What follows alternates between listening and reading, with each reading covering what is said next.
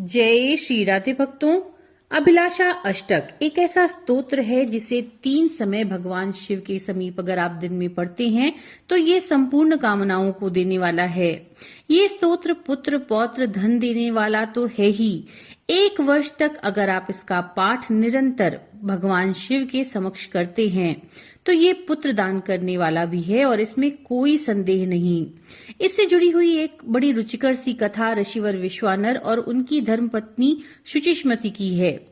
ऋषिवर विश्वानर की धर्मपत्नी ने अपने पति से प्रार्थना की कि मेरा पुत्र शिवजी के समान हो। ये सुनकर विश्वानर क्षण भर को चुप हो गए और फिर बोले एवमस्तु, और उन्होंने स्वयं ही 12 महीने तक फलाहार जलाहार और वायव्याहार के आधार पर घोर तप किया। फिर काशी जाकर विकरा देवी और सिद्ध विनायक के समीप चंद्रकूप में स्नान करके वहीं वीरेश्वर के समीप अभिलाषा अष्टक के 8 मंत्रों से बड़ी श्रद्धा पूर्वक स्तुति की। इससे भगवान शिव प्रसन्न हो गए और कुछ दिन बाद विश्वानर की पत्नी शुचिष्मति के गर्भ रह गया। समय आने पर उन्होंने शिव सदृश पुत्र गृहपति यानी अग्नि को जन्म दिया। अतः संतान की कामना वाले पति या पत्नी को चाहिए कि प्रातः शौच स्नान आदि से निवृत्त होकर शिव जी का पूजन करें और इस स्तोत्र का 8 या 28 बार पाठ करें। इस प्रकार 1 साल तक पाठ करने से पुत्र की प्राप्ति होती है। तो भक्तों, यही अभिलाषा अष्टक हम आपके लिए आज यहाँ पर लेकर आए हैं हिंदी अर्थ के साथ।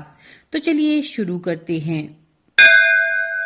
एकम ब्रह्म वा द्वितीयम समस्तम सत्यम सत्यम नेह नानस्ति किंचित एको रुद्रो न द्वितीयो वतस्थे तस्मादेकम त्वाम प्रपद्ये महेशम। यह सब कुछ एकमात्र अद्वितीय ब्रह्म ही है। यह बात सत्य है, सत्य है। इस विश्व में भेद या नाना तो कुछ भी नहीं। इसीलिए एक अद्वितीय रूप आप महेश्वर की मैं शरण लेता हूँ। एकः कर्ता त्वं हि विश्वस्य शंभो नाना रूपेष्वेक रूपस्य रूपः यद्वत् प्रत्यस्वर्ग एकोप्यनेकस्तस्मान्नान्य त्वाम विनेशम प्रपद्ये। अर्थात शंभो आप रूप रहित अथवा एक रूप होकर भी जगत के नाना स्वरूपों में अनेक की भांति प्रतीत होते हैं। ठीक उसी तरह जैसे जल के भिन्न भिन्न पात्रों में एक ही सूर्य अनेकवत दृष्टिगोचर होते हैं, अतः आपके सिवा और किसी स्वामी की शरण में मैं नहीं जाता। रज्जौ सर्पः शुक्तिकायां च रूप्यं नैरः पुरस्तन्मृगाख्ये मरीचौ यद्वत् तद्वद् विश्वगेश प्रपंचो यस्मिन् ज्ञाते तम प्रपद्ये महेशम।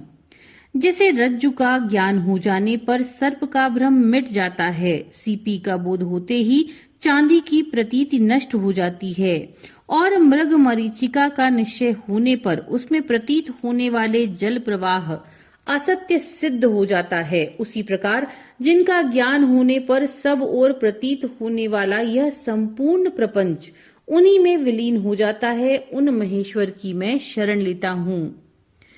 तोये शैत्यम दाहकत्वं च वन्यो तापो भानौ शीत भानौ प्रसादः पुष्पे गंधो दुग्ध मध्ये च सर्पी र्यत्तच्छंभो त्वं ततस्त्वां प्रपद्ये। शंभु जैसे जल में शीतलता, अग्नि में दाहकता, सूर्य में ताप, चंद्रमा में आह्लाद, पुष्प में सुगंध तथा दूध में घी स्थित रहता है, उसी प्रकार संपूर्ण विश्व में आप व्याप्त हैं। इसीलिए मैं आपकी शरण लेता हूँ।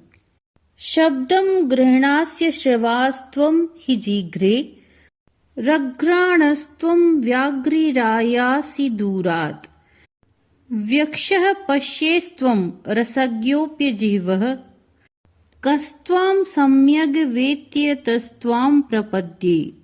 आप बिना कान के ही शब्द सुनते हैं, नासिका के बिना ही सूंघते हैं, पैरों के बिना ही दूर से चले आते हैं, नेत्रों के बिना ही देखते और रसना के बिना ही रस का अनुभव करते हैं।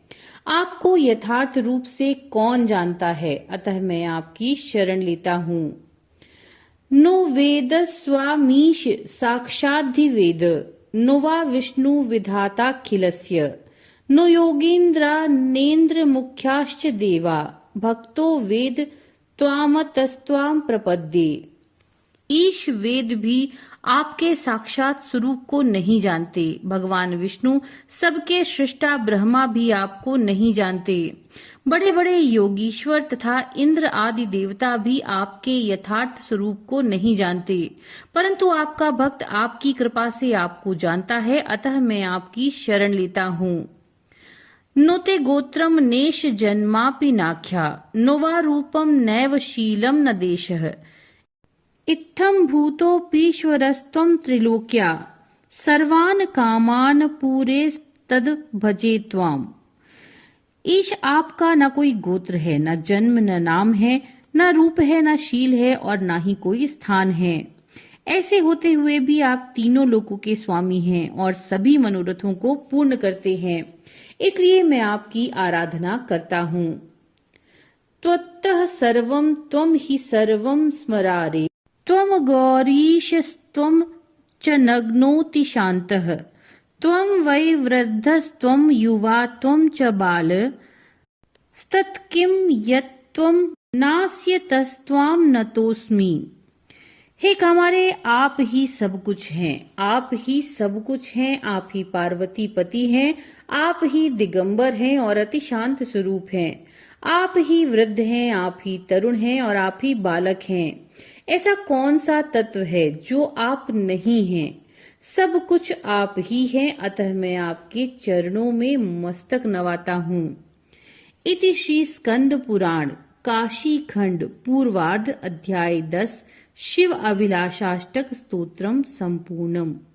नमो नारायण।